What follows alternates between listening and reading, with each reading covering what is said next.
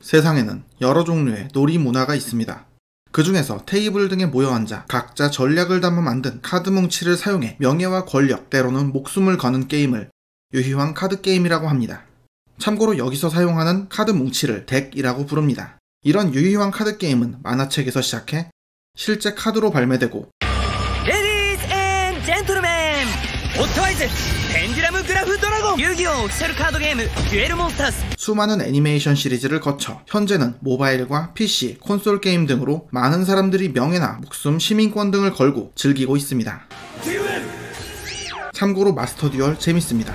유기호 마스터 듀엘. 어쨌든 이렇게 다양한 방식으로 즐기는 유희왕 카드게임 중에서 아케이드 게임기로 출시한 것이 듀얼 터미널이라고 불리는 게임기이며, 이 듀얼 터미널에서 만들어진 세계관과 이야기를 듀얼 터미널 스토리 등으로 부릅니다. 오랜 세월 동안 운영된 만큼 수많은 스토리가 있으며 오늘 이야기할 내용은 바로 이 듀얼 터미널의 수많은 이야기 중 하나입니다.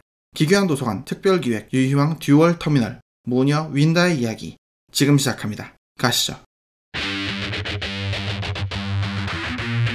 짙은 안개로 바깥 세상과 단절된 듯한 신비스러운 장소 안개 골짜기, 그리고 이곳에서 하늘을 날아다니는 비행야수족, 전기를 두른 번개족, 인간과 닮은 종족 등 여러 숲의 생명체들이 공존하며 살아가는 부족이자 하나의 무리인 가스타가 있었습니다.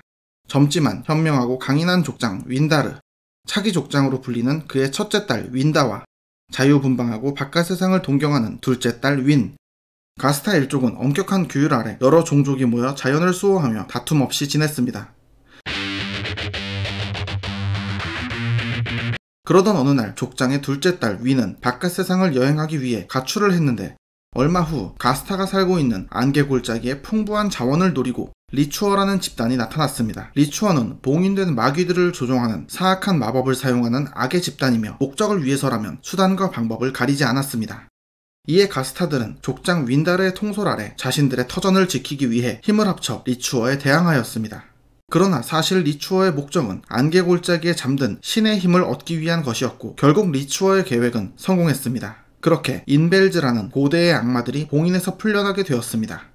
그 후 리추어와 인벨즈는 안개 골짜기를 떠나 다른 세력들과 전투를 벌였으나 결국 다른 종족 연합에 의해 인벨즈가 퇴치되며 안개 골짜기의 가스타는 끔찍했던 전투가 끝났다 생각했습니다. 그러나 얼마 후 리추어가 나타나 안개 골짜기에 맹독의 바람을 뿌려 모든 가스타의 목숨을 위협했습니다. 족장 윈다르는 전력을 다해 부족을 지키고 리추어에게 대항했지만 역부족이었습니다. 그렇게 가스타는 맹독에 의해 전멸될 위기에 있던 그 순간 보석의 힘을 부리는 정의의 전사 젬나이트 일족의 한 명인 젬나이트 에메랄이 나타났습니다. 가스타 일족 중에서 신관 가문의 딸인 캄은 젬나이트 에메랄과 힘을 합쳤고 다이가스타 에메랄로 변한 후 강력한 바람을 뿜어 맹독의 바람을 날려버렸습니다. 가까스로 살아남은 소수의 가스타는 이제 일상으로 돌아가려 했으나 지상의 모든 것을 침식하고 파멸시키는 존재 벨즈가 나타나며 안개 골짜기는 전쟁의 중심이 되었고, 급기야 오래전 죽었던 3마리 용의 시체가 벨즈에게 침식되어 날뛰자 전설로 전해지는 구세주의자 별의 가호를 받아 싸우는 성기사단 세이크리드가 나타나 벨즈와 맞서 싸웠습니다. 이러는 동안 아버지가 사망하고서 가스타의 족장이 된 윈다는 제발 다 꺼져줬으면 이라고 생각하지 않았을까요? 어쨌든 여차저차해서 벨즈는 침식시켰던 3마리의 용 중에서 가장 강력한 벨즈 우로보로스를 필두로 날뛰기 시작했고, 그에 대항해 세이크리드는 7명의 세이크리드 일원이 합체하여 세이크리드 M7이 되어 맞서 싸웠습니다. 그런데 그때 벨즈 우로보로스와 세이크리드 M7의 전투로 인해 안개 골짜기에 잠들어 있던 존재가 깨어나고 말았습니다. 그 존재는 다름 아닌 세상을 창조했던 신이라고 불리는 창성신 소피아였습니다. 그리고 창성신 소피아는 끊임없이 싸우고 황폐해진 세상을 되돌리기 위해서 모든 생명을 소멸시키고 별을 리셋하려고 했습니다. 소피아의 공격으로 하나둘 생명체들이 사라져갔고, 그 와중에 가스타의 족장 윈다도 사망하고 말았습니다. 그 후 여러 생명체와 종족이 힘을 합쳤습니다. 원래는 세이크리드의 일원이었으나 창성신 소피아를 저지하기 위해 벨즈에 침식된 3마리의 용과 융합하여 모습을 바꾼 벨즈 케르키온, 그리고 젬나이트와 12명의 세이크리드의 힘이 합쳐져 신에 가까운 힘을 가지고 태어난 세이크리드 솜브레스에 의해 가까스로 창성신 소피아를 쓰러뜨리는 데 성공했습니다. 그렇게 세상은 잠깐의 평화를 얻었습니다.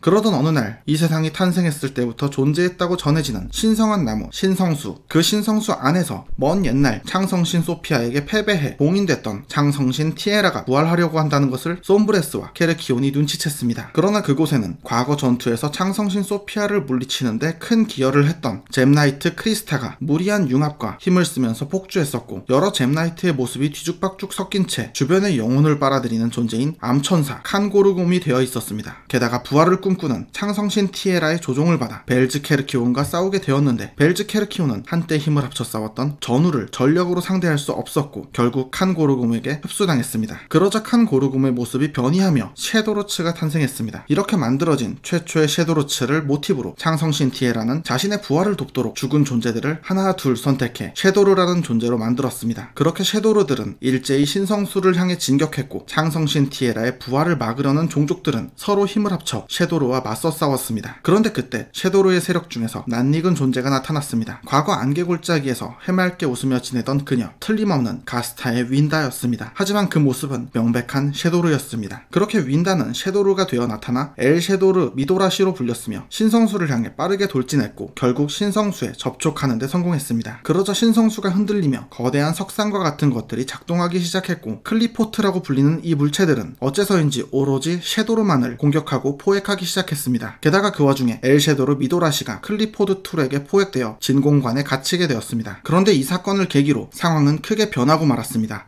창성신 티에라가 애당초 가스타의 윈다를 섀도르로 만든 이유 자체가 창성신 소피아에 의해 윈다가 죽으면서 그녀의 몸에 소피아의 힘, 즉 신의 파동이 남아있었기 때문이었습니다.